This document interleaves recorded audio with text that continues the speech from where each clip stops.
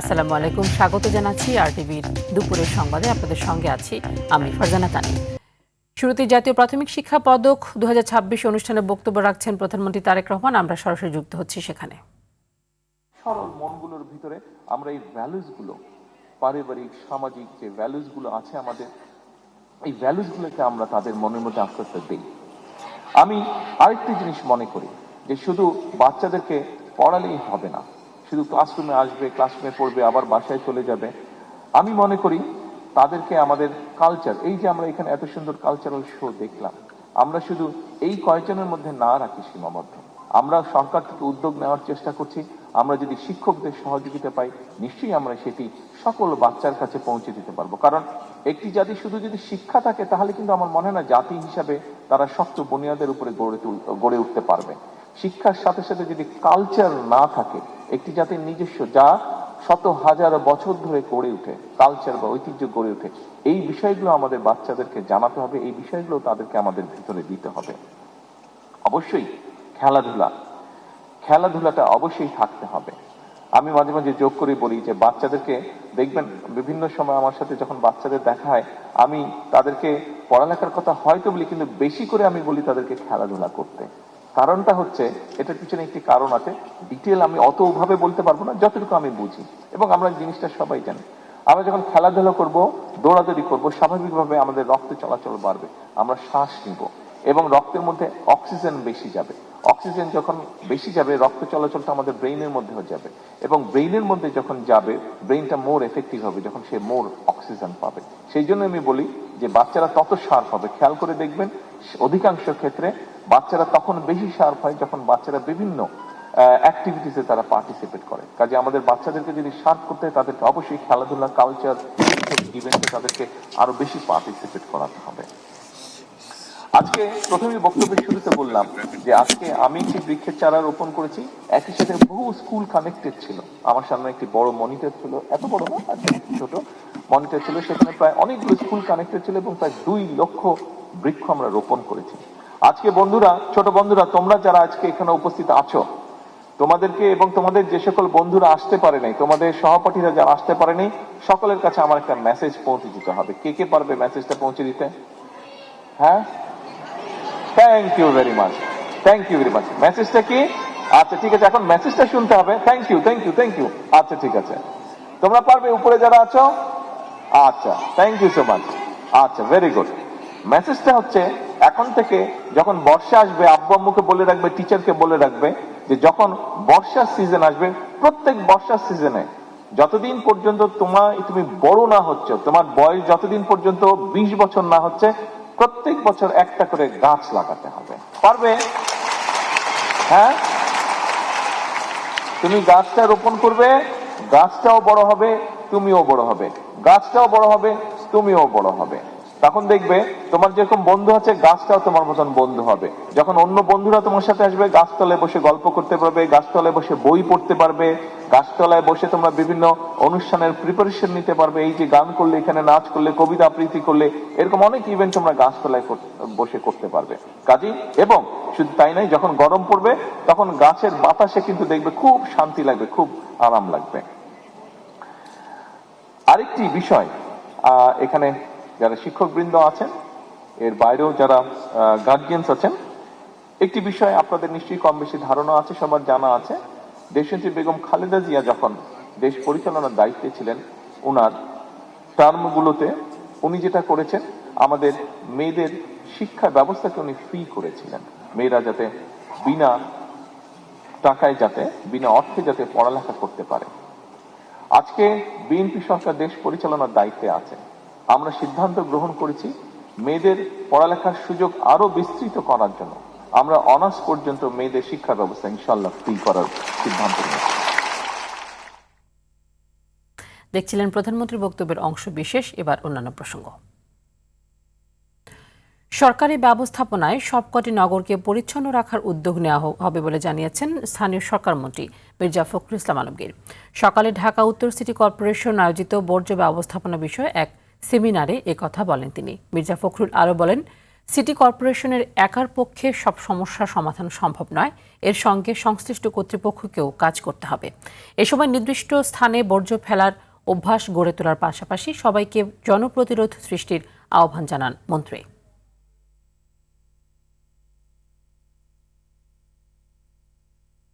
Primary স্কুলগুলোতে, আমরা কিন্ডারগার্টেনগুলোতে বাচ্চাদের মধ্যে এই ধারণাগুলো সৃষ্টি করতে পারি যে আমাকে পরিষ্কার রাখতে হবে আমার শহর, আমার জায়গা, আমি যে স্কুলে থাকি সেটাকে, তাহলে কিন্তু আমরা অনেক দূরে এগিয়ে যেতে পারবো। আমি উদ্যোগ নেব, চেষ্টা করছি, মাননীয় প্রধানমন্ত্রীর সঙ্গে কথা হয়েছে যে আমরা এই বুড়িগঙ্গাকে আমরা ঠিক করার কোনো চেষ্টা করতে পারি কিনা, আমরা তুরাগকে ঠিক করার চেষ্টা করতে পারি। কারণ ঢাকা শহর বেঁচে থাকবে কিন্তু এই নদীগুলোর উপরে। কাজটা কিন্তু একটাই, যে আমার শহর আমি পরিষ্কার রাখবো, আমার কাজটা আমি করি, let me do my job, আমারটা আমি পরিষ্কার করি, তাহলে সব পরিষ্কার হবে।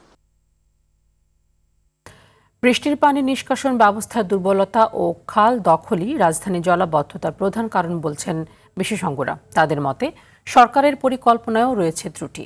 খালগুলো দ্রুত পুনরুদ্ধার করা গেলে রাজধানীর প্রায় ৮০% জলাবদ্ধতা দূর করা সম্ভব হবে বলে মনে করেন তারা।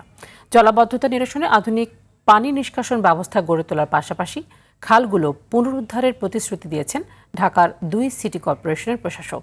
বিস্তারিত সর্দার রাজীবের রিপোর্টে। এটি রাজধানীর অভিজাত বনানী এলাকার চিত্র। রবিবারের মাঝারি মাত্রার বৃষ্টিতে তলিয়ে যায় এলিভেটেড এক্সপ্রেসওয়ের নিচের অংশ।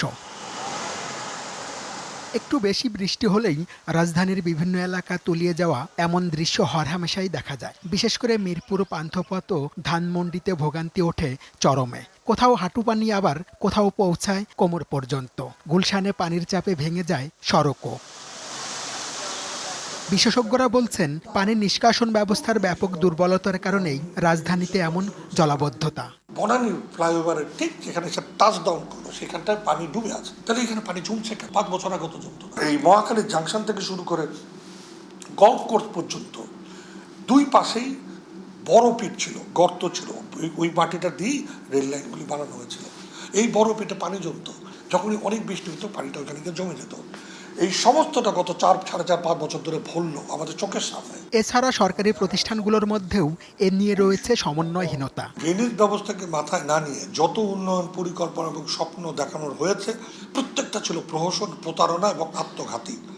বিশেষ করে সড়কগুলোকে সবগুলি সমুদ্র উচ্চতার 10 মিটার উপরে করার যে ধারণা, ইউনিফর্মিটি, সেটা ছিল কতগুলো লেগুন বা কতগুলো পোল্ডার বানানোর একটা কার্যক্রম। জলাবদ্ধতা নিরসনে আধুনিক পানি নিষ্কাশন ব্যবস্থা গড়ে তোলার পাশাপাশি দখল হওয়া খালগুলো পুনরুদ্ধারের প্রতিশ্রুতি ঢাকার 2 সিটি কর্পোরেশনের। খাল যদি ভরাট হয়ে যায় সেখানে আর পানি নিষ্কাশনের অপচয়ের কোনো জায়গা থাকে না। সেই কারণে সিটি কর্পোরেশনের উদ্যোগে আমরা একটি করে নির্ধারণ করে আমরা খালগুলো উদ্ধার করব এবং সেই খালগুলো আমরা খনন করব বলে আমরা উদ্যোগ গ্রহণ করেছি অলরেডি। 33টা স্পট আছে যেখানে বৃষ্টি হলে পানি জমে যায়। সেই পানিগুলোকে দ্রুত সময় নিষ্কাশনের জন্য আমরা ব্যবস্থা গ্রহণ করেছি এবং সবচেয়ে বড় কথা যে ঢাকার পানিগুলোকে নিয়ে যেতে হবে আমার বুড়িগঙ্গায় বা শীতলক্ষায়। এর আগে বারবার আমি বলেছি যে এই ওয়ে আউটগুলো আমাদের নাই, এগুলো আরো আমরা বাড়ানোর জন্য চেষ্টা করছি। জলাবদ্ধতার অভিশাপ থেকে রাজধানীকে মুক্ত করতে কোনো কথার ফুলঝুরি নয়, কার্যকর উদ্যোগ চান নগরবাসী। সর্দার রাজীব, আর টিভি, ঢাকা। দেশের বিভিন্ন জেলায় কমতে শুরু করেছে বন্যার পানি। কয়েকদিনের তুলনায় পরিস্থিতির উন্নতি হয়েছে চট্টগ্রামে। ক্ষত মেরামতে কাজ করছে স্থানীয় সহ প্রশাসন। তবে বাঁশখালী ও সাতকানিয়ায় বিদ্যুৎহীন অবস্থায় আছে প্রায় 10,000 গ্রাহক। ফলে নলকূপ দিয়ে ভূগর্ভস্থ বিশুদ্ধ পানি তুলতে পারছেন না স্থানীয়রা। কমেছে সুনামগঞ্জের নদ নদীর পানিও। রংপুর সহ উত্তরাঞ্চলেও বিপদসীমার নিচ দিয়ে প্রবাহিত হচ্ছে তিস্তা নদীর পানি। এতে অবিরাম বর্ষণে জলাবদ্ধতা সৃষ্টি হয়েছে সাতক্ষীরায়।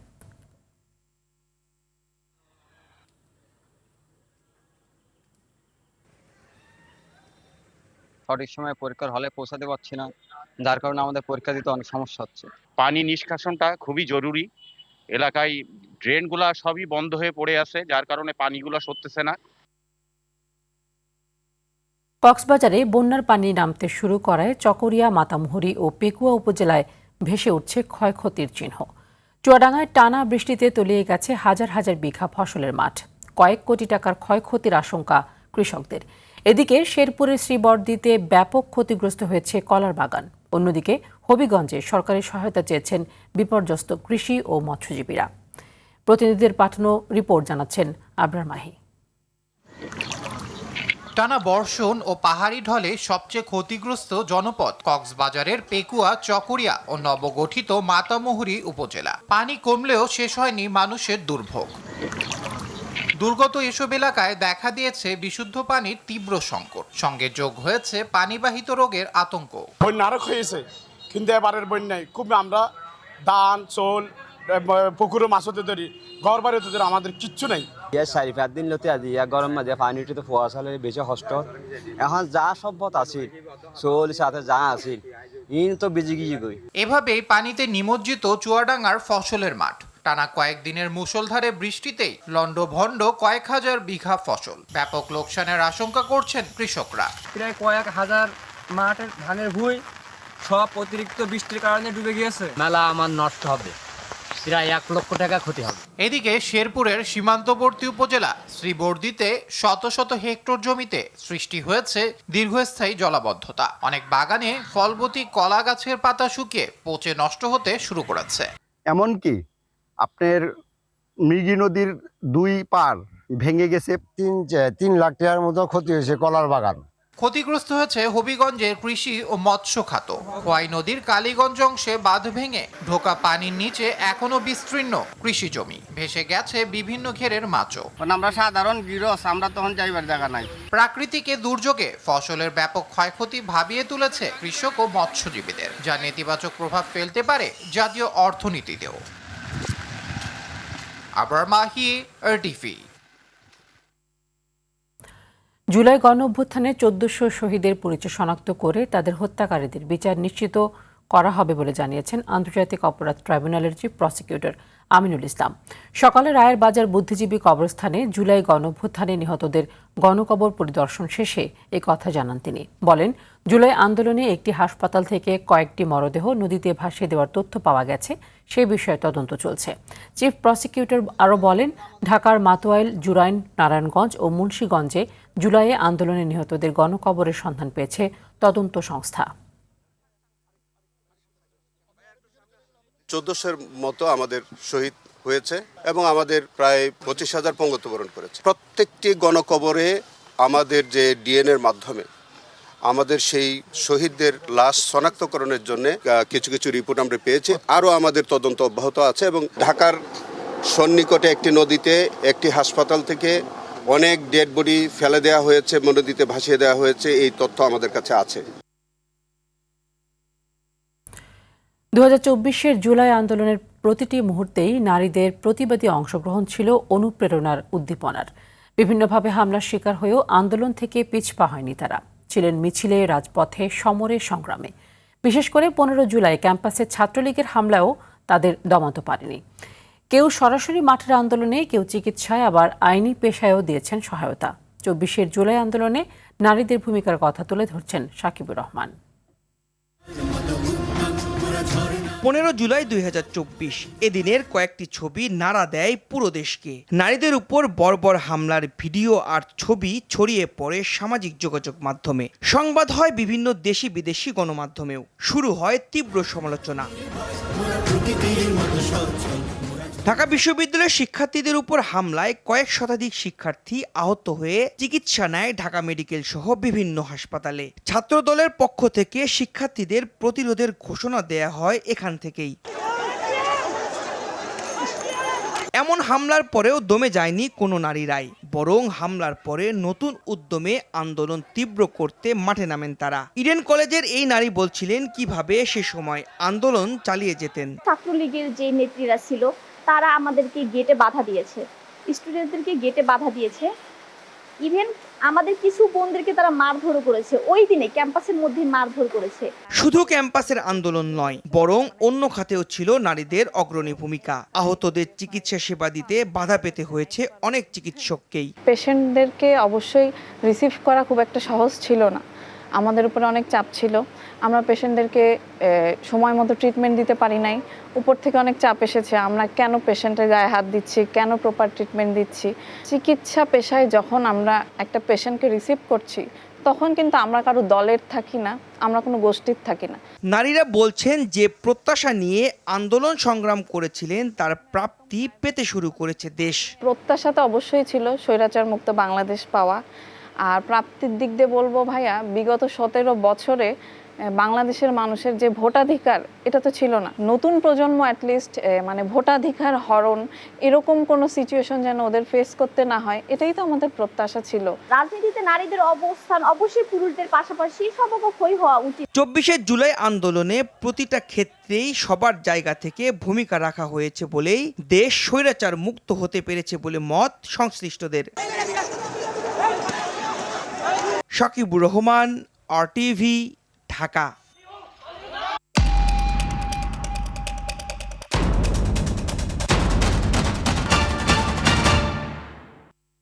হাই ভোল্টেজ সেমিফাইনালে বুধবার দিবাগত রাতে মুখোমুখি হচ্ছে মেসির আর্জেন্টিনা ও জুড বেলিংহামের ইংল্যান্ড।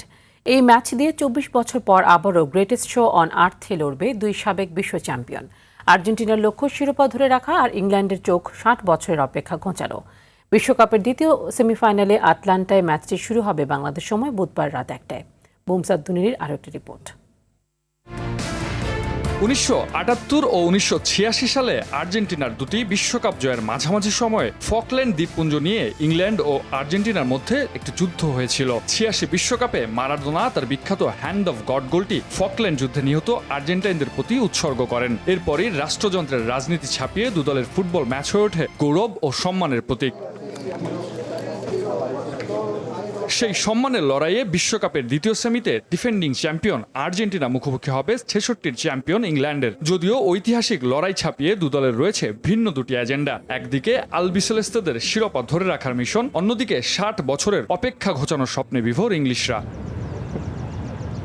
এবারের আসরে আর্জেন্টিনার পথ চলাটা মোটেও মসৃণ ছিল না। শেষ 16-য় মিশরকে 3-2 আর কোয়ার্টার ফাইনালে সুইজারল্যান্ডকে 3-1 গোলে হারিয়ে সেমিফাইনালে ওঠে আকাশী নীল জার্সিধারীরা। দলটির সবচেয়ে বড় ভরসা লিওনেল মেসি। 39 বছর বয়সও প্রতিপক্ষের জন্য সবচেয়ে বড় আতঙ্ক। বিশ্বকাপে 8 গোল করে তিনি যৌথভাবে সর্বোচ্চ গোলদাতার তালিকায় কিলিয়ান এমবাপ্পের সঙ্গে রয়েছেন শীর্ষে। অন্যদিকে ইংল্যান্ডও এসেছে কঠিন পথ পাড়ি দিয়ে। শেষ 16-তে মেক্সিকোকে 3-2 এবং কোয়ার্টার ফাইনালে নরওয়েকে 2-1 গোলে হারিয়ে সেমির টিকিট কাটে থ্রি লায়ন্সরা। ইংলিশদের হয়ে মিডফিল্ডে জুড বেলিংহাম একাই বদলে দিচ্ছেন ম্যাচের চিত্র। চলতি আসরে 6 গোলের সাথে করেছেন একটি অ্যাসিস্টও। গুরুত্বপূর্ণ এই ম্যাচের আগে আর্জেন্টিনা শিবিরে নেই কার্ডজনিত কোনো সাসপেনশন এবং ইনজুরি শঙ্কা। অন্যদিকে হালকা ইনজুরি থাকলেও হাই ভোল্টেজ ম্যাচে শুরুর একাদশে মাঠে নামার জন্য পুরোপুরি প্রস্তুত ডেক্লান রাইস ও নিকো ওরাইলি। সব মিলিয়ে জমজমাট এক মহরণের অপেক্ষায় ফুটবল বিশ্ব। মুমসাদ দিনুরি, RTV। একজন ফুটবলের জীবন্ত কিংবদন্তি, অন্যজন আগামী 1 দশকের বিশ্ব ফুটবলের অন্যতম বড় মুখ। একজনের হাতে বিশ্বকাপ, অন্যজনের চোখে প্রথম বিশ্বজয়ের স্বপ্ন। আর্জেন্টিনা ইংল্যান্ড সেমিফাইনালে দলগত লড়াইয়ের পাশাপাশি নজর থাকবে দুই প্রজন্মের দুই তারকা লিওনেল মেসি ও জুড বেলিংহামের দিকে। চলতি বিশ্বকাপে দুজনের পারফরমেন্সই বলে দিচ্ছে ম্যাচের ভাগ্য গড়ে দিতে পারেন তারাই। বিস্তারিত জানাচ্ছেন আতিকুল ইসলাম শাকিল। বিশ্বকাপের মঞ্চে সময় যেন মুখোমুখি দাঁড় করিয়েছে দুই প্রজন্মকে। 39 বছর বয়সী লিওনেল মেসি খেলছেন নিজের শেষ বিশ্বকাপ, আর 23 বছর বয়সী জুড বেলিংহাম নেতৃত্ব দিচ্ছেন ইংল্যান্ডের নতুন প্রজন্মকে। চলতি বিশ্বকাপে দুই তারকার পারফরমেন্সও যেন এই লড়াইকে দিয়েছে বাড়তি মাত্রা। 6 ম্যাচে 8 গোল আর 2 অ্যাসিস্ট নিয়ে গোল্ডেন বুটের দৌড়ে শীর্ষ সারিতে আছেন লিওনেল মেসি। আর্জেন্টিনার 10টি গোলের অবদানের সঙ্গে জড়িয়ে আছে তার নাম, অর্থাৎ আলবিসেলেস্তেদের আক্রমণের প্রাণ ভোমরাই তিনি। শুধু গোল অ্যাসিস্ট নয়, প্রতি ম্যাচে গড়ে তৈরি করেছেন প্রায় 3টি গোলের সুযোগ। নকআউট পর্বে তার অভিজ্ঞতা এবং ম্যাচ নিয়ন্ত্রণের ক্ষমতা আর্জেন্টিনার সবচেয়ে বড় শক্তি। অন্যদিকে জুড বেলিংহামও কাটাচ্ছেন স্বপ্নের এক বিশ্বকাপ। 6 ম্যাচে 6 গোল ও 1 অ্যাসিস্ট করে ইংল্যান্ডকে টেনে তুলেছেন শেষ 4-এ। গুরুত্বপূর্ণ ম্যাচে গোল করার ক্ষমতায় ইতোমধ্যেই ইংলিশ ফুটবলের ইতিহাসেরই অংশ হয়ে উঠেছেন এই মিডফিল্ডার।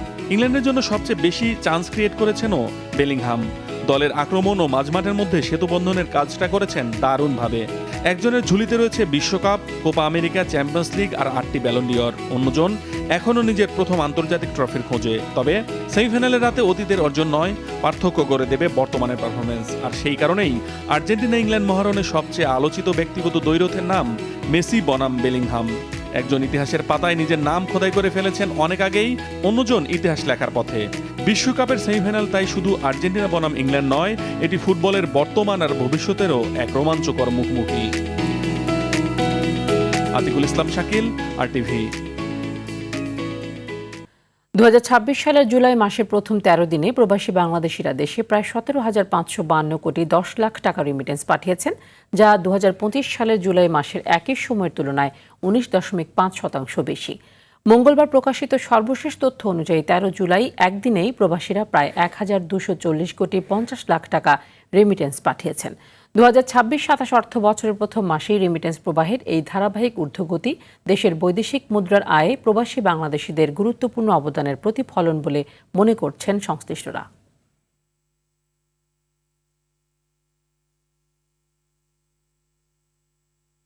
মধ্যপ্রাচ্যে ইরান ও যুক্তরাষ্ট্রের সামরিক সংঘাত এখন সর্বাত্মক যুদ্ধের রূপ নিয়েছে।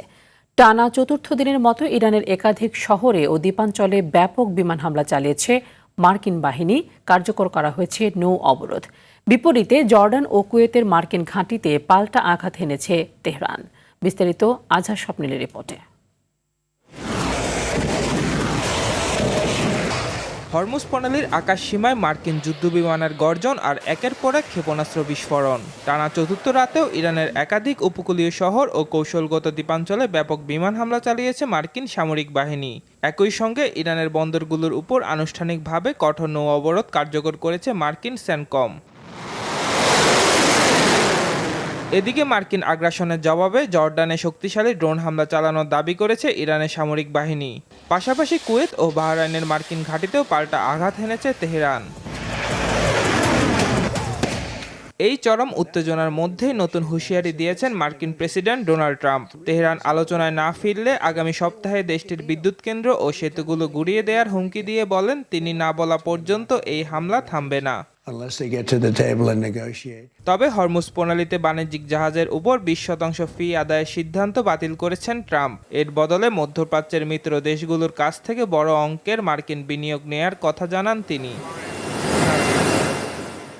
একদিকে তেহরানের 13 কোটি ডলারের ক্রিপ্টো সম্পদ ফ্রিজ করেছে মার্কিন প্রশাসন, অন্যদিকে ইরানের অনড়-অবস্থান। সব মিলিয়ে মধ্যপ্রাচ্যের আকাশে এখন চরম সামরিক সংকটের কালো মেঘ। আজহার স্বপ্নিল, RTV। আজ থেকে শুরু হচ্ছে জিম্বাবুয়ের বিপক্ষে বাংলাদেশের 3 ম্যাচের টি-20 সিরিজ। বুলাওয়ের কুইন্স স্পোর্টস ক্লাবে ম্যাচটি শুরু হবে বাংলাদেশ সময় বিকেল 4:30টায়। টেস্ট ও ওয়ানডে সিরিজে ব্যর্থতার পর টি-20তে জয় পেতে মরিয়া টাইগাররা। বিস্তারিত জানাচ্ছেন কাজী মাহিম হাসান। ঘরের মাটিতে সবশেষ সিরিজগুলোতে দুর্দান্ত সময় পার করেছে বাংলাদেশ, তবে জিম্বাবুয়ের মাটিতে পা রাখতেই যেন বদলে গেছে দৃশ্যপট। একমাত্র টেস্টে ভরাডুবির পর ব্যাটিং ব্যর্থতায় ওয়ানডে সিরিজও হাতছাড়া হয়েছে টাইগারদের। যদিও শেষ ম্যাচে জিতে হোয়াইট ওয়াশের লজ্জা এড়িয়েছে টাইগাররা। জয়ের ধারা ধরে রেখে টি-20তে মিশন শুরু করতে চায় বাংলাদেশ, তবে জয় পেতে হলে ব্যাটারদের রানে ফেরার কোনো বিকল্প নেই। দায়িত্ব নিতে হবে সাইফ, তামিম, হৃদয়দেরই। যেহেতু আমার সামনে আগামীকাল যে ম্যাচটা, সেই ম্যাচটা নিয়ে ফোকাস করতে চাই। দিন শেষে রেজাল্টটা বেশি জরুরি, তো অ্যাজ এ টিম হিসেবে আমরা চাই যেন আমরা সিরিজটা জিততে পারি। যদিও টেস্ট ও ওয়ানডেতে জিতে আত্মবিশ্বাসের তুঙ্গে রয়েছে স্বাগতিকরা, তারা টি-20তেও দাপট ধরে রাখতে চাইবে। ঘরের মাটিতে কতটা ভয়াবহ হতে পারে তা ইতিমধ্যেই প্রমাণ করেছে জিম্বাবুয়ে। সিকান্দার রাজার নেতৃত্বে যে কোনো দলকেই গুড়িয়ে দেওয়ার সামর্থ্য রাখে তারা। তবে পরিসংখ্যানে এগিয়ে বাংলাদেশি। জিম্বাবুয়ের বিপক্ষে এখন পর্যন্ত 7টি টি-20 সিরিজ খেলেছে টাইগাররা, যেখানে বাংলাদেশ জিতেছে 3টিতে, হেরেছে 1টিতে এবং ড্র করেছে 3টিতে। কাজী মাহিম হাসান, RTV। দুপুরের সংবাদ এ পর্যন্তই। জেলার সংবাদ বিকেল 4:45টায় দেখার আমন্ত্রণ রইল। ধন্যবাদ সবাইকে।